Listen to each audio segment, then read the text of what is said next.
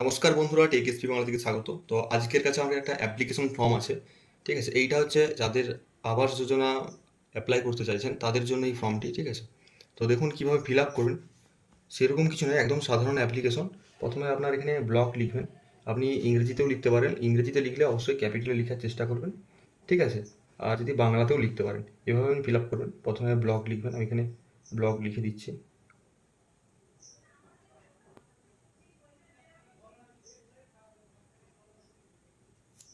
আচ্ছা, জেলা লিখবেন। ঠিক আছে, এখানে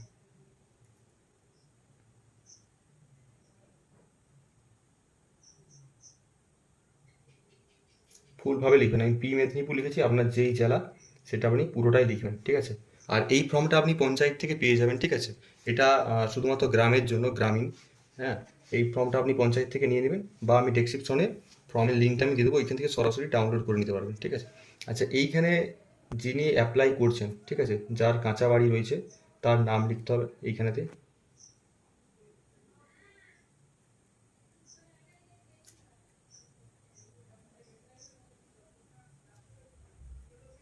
ঠিক আছে, এবং তার পিতার নাম, যদি মহিলা হয়ে থাকেন তাহলে তার স্বামীর নামও লিখতে পারেন, বা পিতার নামও সে লিখতে পারেন। যদি বিবাহিত মহিলা হয় তাহলে স্বামীর নাম এখানে লিখে দেবেন।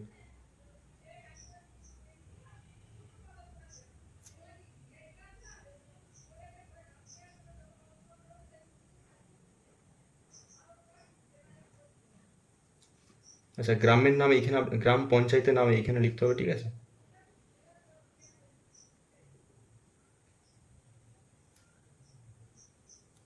আর গ্রামের নাম এখানে লিখতে হবে।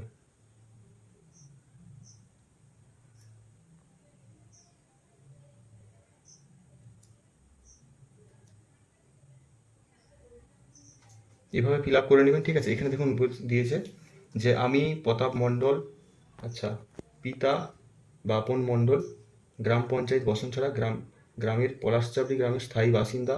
আমি বর্তমানে একটি কাঁচা অস্থায়ী বাসস্থানে থাকি। আমাকে প্রধানমন্ত্রী আবাস যোজনার জন্য সমীক্ষাতে অন্তর্ভুক্ত করার জন্য অনুরোধ করছি। ঠিক আছে, আমি এত দ্বারা ঘোষণা করছি যে তদন্তকারী ও অধিকারিকের প্রদত্ত সমস্ত তথ্য আমার জ্ঞান মতো সত্য এবং কিছু গোপন করা হয়নি। আমি যদি প্রধানমন্ত্রী আবাস যোজনার প্রকল্পের অধীনে আর্থিক অনুদানের জন্য যোগ্য হই, তবে আমি এই অর্থ শুধুমাত্র গৃহ নির্মাণের কাজের ব্যবহার করব এবং নির্ধারিত সময়ের মধ্যে নির্মাণ সম্পূর্ণ করব।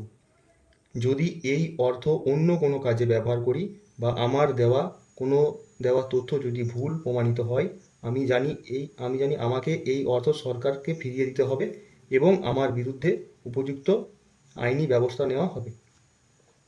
আধারের প্রদানের জন্য সম্মতি। ঠিক আছে, আমি এত দ্বারা জানাইছি যে আধার ভিত্তিক প্রমাণীকরণের মাধ্যমের সাথে নিজেকে যাচাই করতে এবং গৃহ নির্মাণের জন্য আর্থিক সুবিধা পেতে আধার ভিত্তিক প্রমাণীকরণের জন্য আমার আধার নম্বরের বায়োমেট্রিক অথবা ওয়ান টাইম পাসওয়ার্ড ওটিপি প্রদানের জন্য আমার সম্মতি, ডিজিটাল সম্মতি দিতে আমার কোনো আপত্তি নেই। আচ্ছা, এইখানে আপনার তারিখটা লিখবেন যেদিনে জমা দিবেন, এবং মোবাইল নাম্বারটা যিনি আবেদন করছেন তার একটি সিগনেচার করে দেবেন। ঠিক আছে, যদি সিগনেচার না করতে পারেন স্ট্যাম্প করে দিবেন। ঠিক আছে, আর এর সঙ্গে একটি আধার কার্ডের জেরক্স অ্যাটাচ করে দিবেন, আর আপনার নিকটবর্তী পঞ্চায়েতে আপনি এটি জমা দিবেন।